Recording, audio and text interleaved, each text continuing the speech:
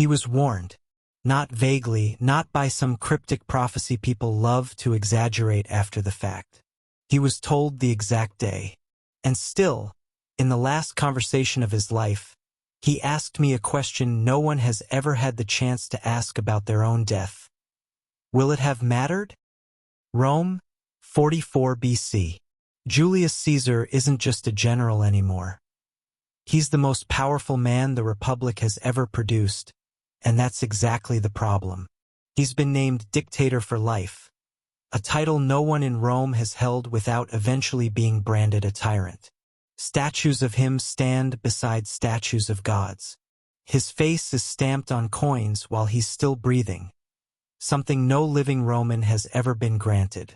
To his soldiers, he's untouchable, a man who survived a decade of war without a single major defeat. But inside the Senate, a very different story is unfolding. Men who once called him a friend and ally have begun meeting in private, convinced that Rome cannot survive him much longer. By mid-March, the tension in the city is impossible to ignore, even if Caesar himself refuses to acknowledge it. A soothsayer has already warned him weeks earlier to beware the Ides of March, and he brushed it off as superstition. His wife has had unsettling dreams the night before, vivid enough that she begs him not to leave the house. Caesar answers calmly. His closest advisors sense something is wrong, though none of them can say exactly what. Caesar is due to leave for a military campaign in just 3 days, which means today might be the last chance anyone gets to stop him before he leaves Rome with an army loyal only to him.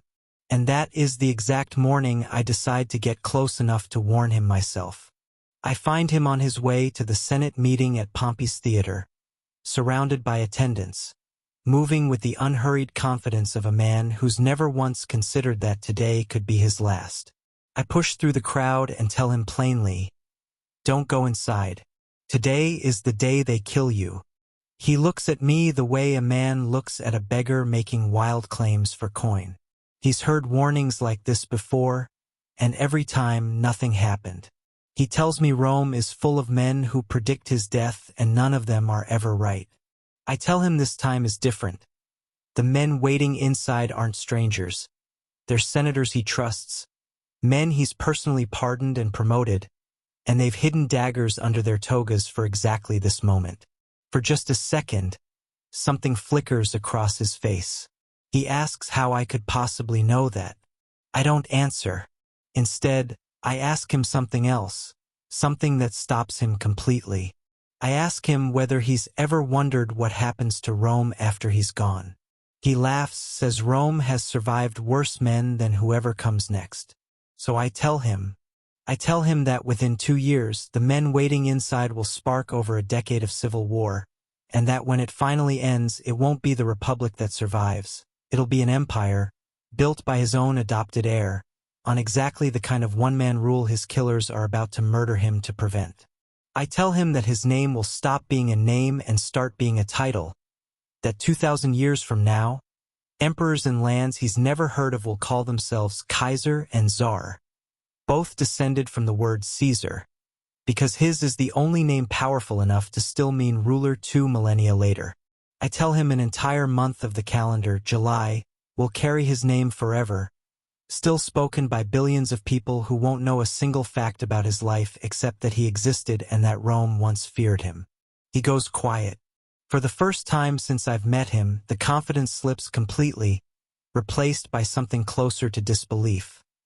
Not that it could be true, but that it's happening today. He asks the question I've been dreading since I decided to tell him any of this. Then it happens in there, today. Whatever I do, I don't deny it. He's silent for a long moment, staring at the doors of the Senate like he's seeing them for the first time. Then he asks the only thing that seems to matter to him anymore. Will it have mattered? What I built. I tell him the truth, that it mattered more than almost anything else in the history of Rome, and that the empire his death accidentally creates will outlast the republic he supposedly threatened by nearly 500 years. He nods slowly, and something settles in his expression. Not peace exactly, but resolve. Then let them try, he says. I did not survive Gaul by hiding from cowards. And it seems I cannot hide from history either. He walks through the doors. I don't follow, I can't. But I don't need to see it to know what happens next, because I already told him myself. Within minutes, the men inside surround him under the pretense of a petition, and the first blade lands before he even finishes reading it. He's stabbed more than 20 times by people who once called him a friend. According to the accounts that survive him, his final moments aren't spent raging. They're spent in stunned silence, not at the fact that he's dying, but at exactly who's holding the knives. Everything I told him in that doorway comes true, almost exactly as I said it. His death doesn't save the Republic. It ends it.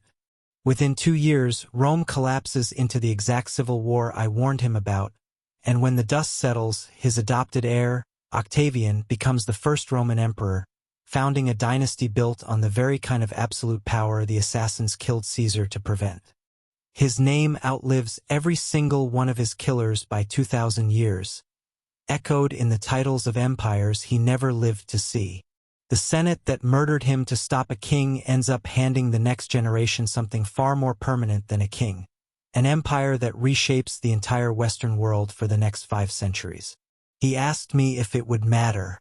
It's still one of the only questions in this job I've been able to answer with total certainty.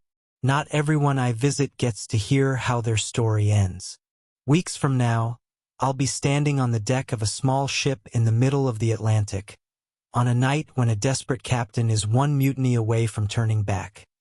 Just 3 days before he changes the map of the entire world. He still doesn't know what he's about to find, or what it will cost. That Stories is going to be live on the channel.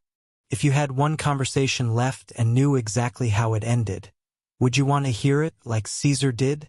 Or would you rather not know? Tell me in the comments. I read every one before deciding who I visit next. I wasn't invited, but I showed up anyway. Subscribe if you want to know who's next.